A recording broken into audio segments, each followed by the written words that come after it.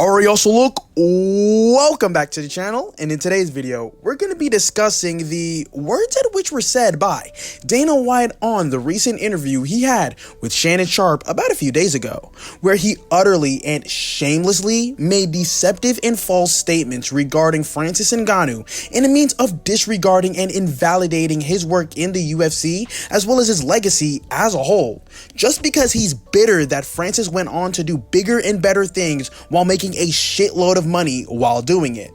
And in this video, we're gonna go over it all right here. And if you're new to the channel, don't forget to like, comment, subscribe, and share so you can help me reach 1,000 subscribers by the end of the summer. I'll deeply appreciate you. And make sure you join the official UFC Discord, link in the description. Alright, so look, here's the deal.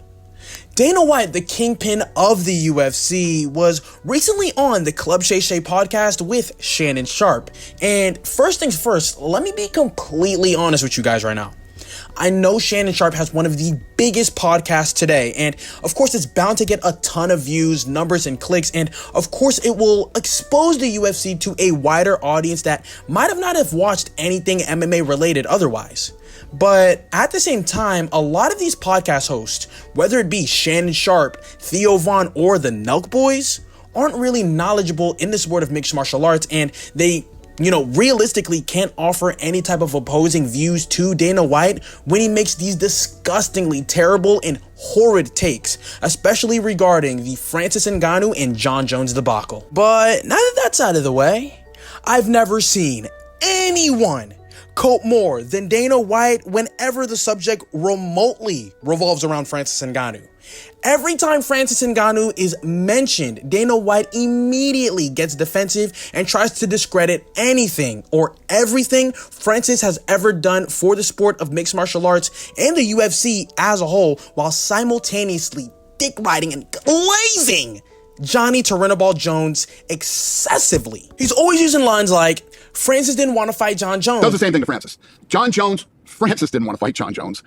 Or he left the sport for 3 years and came back and beat Gon, while Francis Ngannou went to a decision. Jon Jones is undefeated, never lost, and he went through murderer's row. Yeah. Then he goes out for 3 years, right? Sits out for 3 years, comes back, and beats Cyril Gane.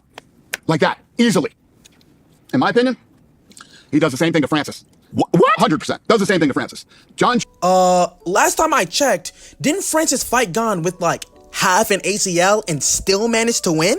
Dana White loves to hype up Johnny Terinobol Jones's Mickey Mouse ass win against Cyril Gane, and it's honestly insanely shameful. Oh, and let's not forget about Dana White's favorite line that he loves to repeat endlessly, that two guys get locked in a room and only one comes out. It's gonna be Jon Jones bullshit. Like, dude, that shit honestly always pisses me off. Who the baddest man on the planet is. Two guys get locked in a room. Who's walking out? It's fucking Jon Jones all day, every time.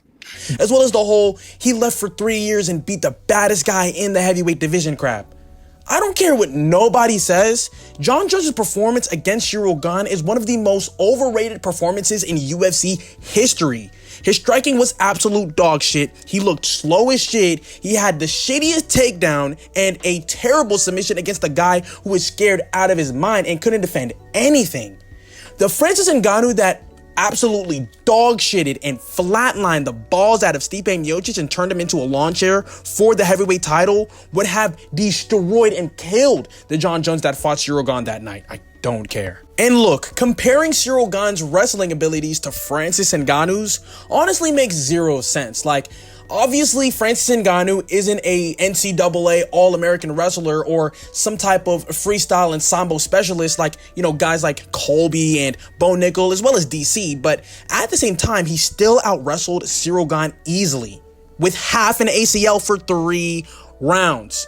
It honestly gets extremely tiring watching Dana White go on these podcasts and these talk shows where audiences obviously, really don't understand the essence of mixed martial arts, and then he just goes on there and spews all this nonsense and propaganda, disregarding and discrediting Francis Ngannou's name as well as his legacy. Like, while Jon Jones being one of the greatest of all time isn't nonsense, saying that Francis Ngannou ran from him when literally Francis Ngannou advocated for the Jon Jones fight right after he knocked out Stipe Miocic is absolutely absurd, and Dana White needs to do better, honestly.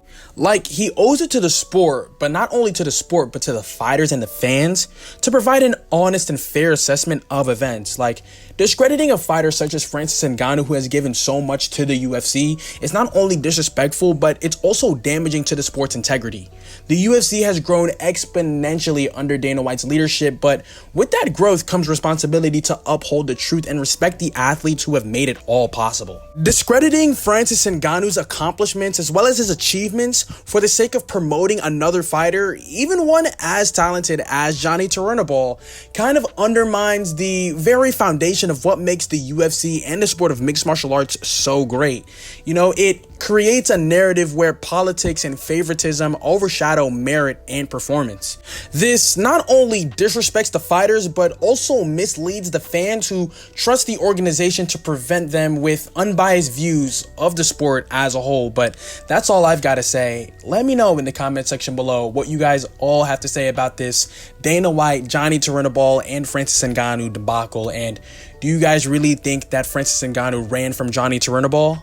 Let me know in the comment section below. But that about wraps up the video. Hope you guys enjoyed. Don't forget to like, comment, subscribe, and share. Thank you so much for watching, and I'll see you in the next one. Ciao.